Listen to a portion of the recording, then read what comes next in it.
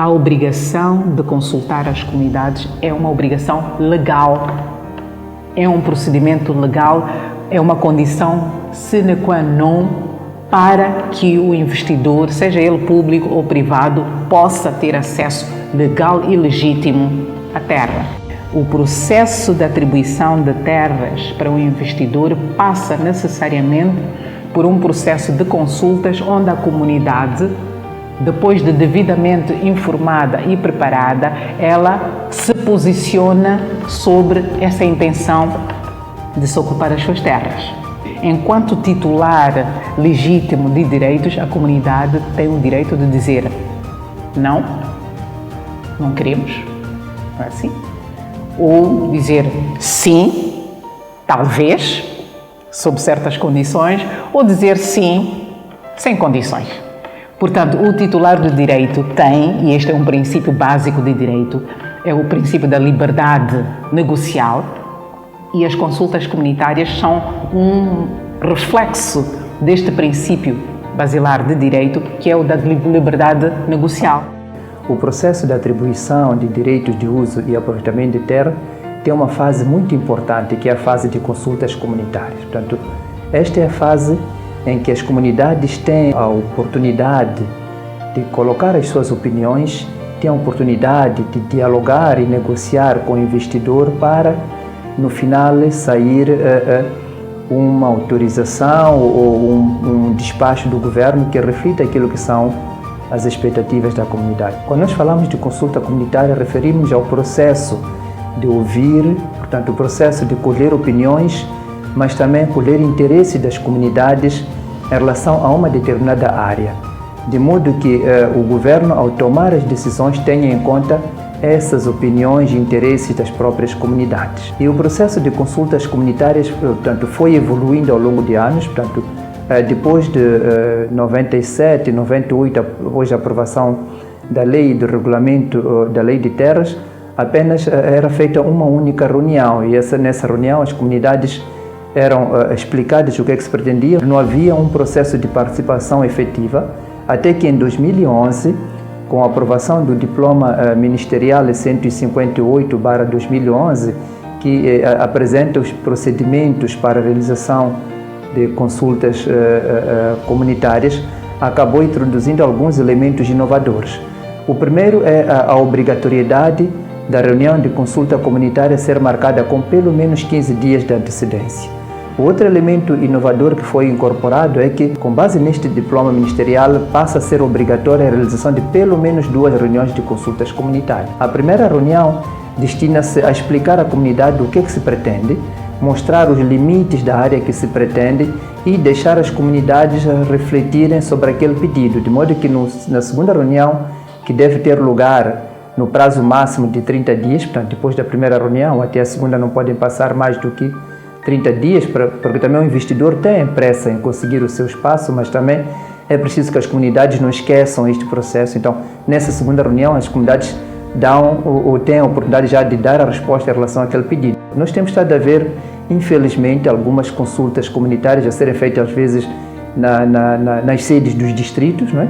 Mas a nossa lei é clara, é que a consulta comunitária é feita à comunidade. Portanto, as pessoas que devem participar são os membros da comunidade no seu todo, incluindo os líderes da comunidade.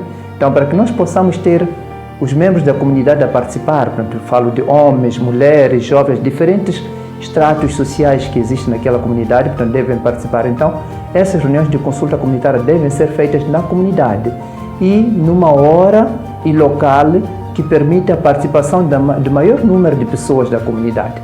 A nossa legislação é explícita, fala de membros da comunidade, no seu todo, não são apenas os líderes, isto tem que ficar bem claro, não são apenas os secretários dos bairros, mas sim todos os membros da comunidade, independentemente da sua cor partidária, da sua religião, do gênero, não é? Se é homem ou mulher, portanto, todos eles têm direito a participar, não só fisicamente, mas também contribuir, colocando questões, colocando ideias e sugestões à volta daquele pedido do direito de uso e aproveitamento de terra que está sendo discutido. A legislação fala também da participação de representantes ou de membros dos conselhos consultivos locais, que na verdade são também membros da comunidade. Fala da presença do representante dos técnicos de serviço de geografia e cadastro, também do administrador ou seu representante, que neste caso pode ser o chefe do posto, mas já não é permitido que o chefe da localidade, por exemplo, possa representar o administrador, portanto a lei é explícita em relação a isso, e também o investidor ou seu representante, e as pessoas vizinhas, portanto, daquela zona que está sendo solicitada o DOAT. Mas nada obsta que participem outras pessoas, porque a nossa legislação considera a consulta comunitária como uma reunião pública, portanto, que permite a participação de todas as pessoas interessadas. É verdade que as pessoas que têm que decidir são os donos da área, portanto, são os membros da comunidade que são os donos daquela área. Este é o procedimento legal que está instituído no nosso quadro legal e que tem estado a ser cumprido, em alguns casos bem, em outros casos mal, mas mesmo assim, do nosso ponto de vista, há elementos que podem ser melhorados. Um deles é quem faz a consulta comunitária, quem lidera o processo de consulta comunitária. Neste momento é o governo, mas nós temos estado a encontrar processos de pedidos de DOAT, de projetos em que o próprio governo é parte interessada deste processo. Falo, por exemplo, do caso da ocupação de espaço para a implantação de projetos de exploração de gás em Palma, não é? Aquela empresa, portanto, tinha lá uma empresa estatal que era parte interessada do processo. Então, o Estado era parte interessada do processo. Então, se o próprio Estado aparece a liderar ou a orientar o processo de consultas comunitárias, logo estamos numa situação de conflito de interesse. Então, este é um elemento que, do nosso ponto de vista, tem que ser aperfeiçoado neste processo de reforma do quadro político legal. Se calhar pensarmos em instituições independentes, neutras, ou que possam ter a participação de diferentes setores para que a gente tenha uma reunião efetiva, de fato, e que cumpra com todos esses procedimentos que foram aqui mencionados. O outro elemento é que muitas vezes as pessoas são consultadas sem um processo de preparação social prévio. Portanto, quando nós vamos a um sítio, explicamos às pessoas que lá um empreendimento vai trazer emprego, vai trazer desenvolvimento, obviamente as pessoas vão aceitar, mas tem que haver antes um processo de explicação de quais são as implicações, quais são os direitos e deveres que eles têm num processo desta natureza,